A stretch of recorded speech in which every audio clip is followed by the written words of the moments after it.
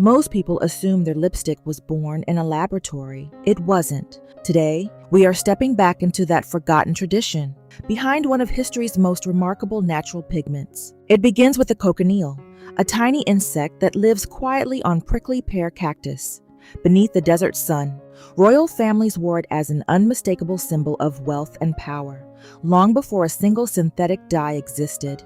This was one of the finest, most coveted reds the world had ever seen. Every step from this point forward depends entirely on patience, because nature has never once revealed her finest colors in a hurry. Every remarkable color begins the same way, hidden beneath the surface, waiting to be found.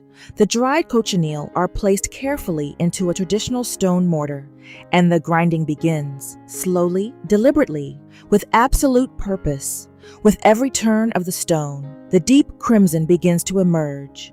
The powder is transferred into a copper pot, fresh water added, a gentle fire lit beneath. Nothing here is rushed.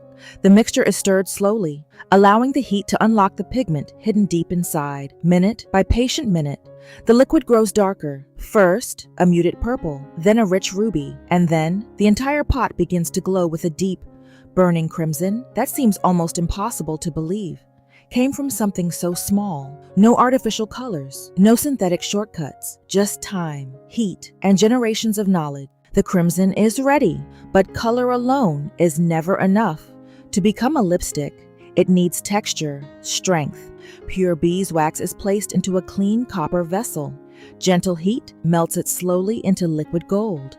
The beeswax provides structure.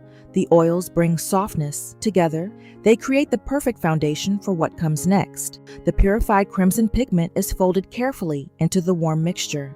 At first, the color appears uneven, streaked, imperfect, but with every slow and deliberate stir, it deepens, smooths, becomes more vibrant with every pass of the ladle, until the deep red has blended completely into the golden base.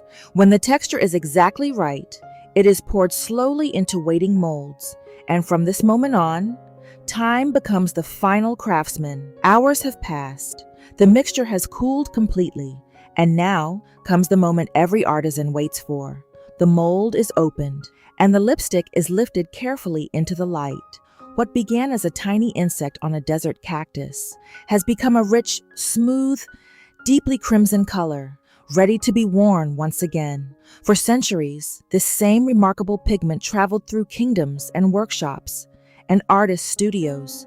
Today we are told that luxury means a famous logo or an expensive price tag printed on a box. Knowing exactly where every ingredient came from, it is about remembering the craftsmanship that came before them and honoring the hands that refused to let it vanish.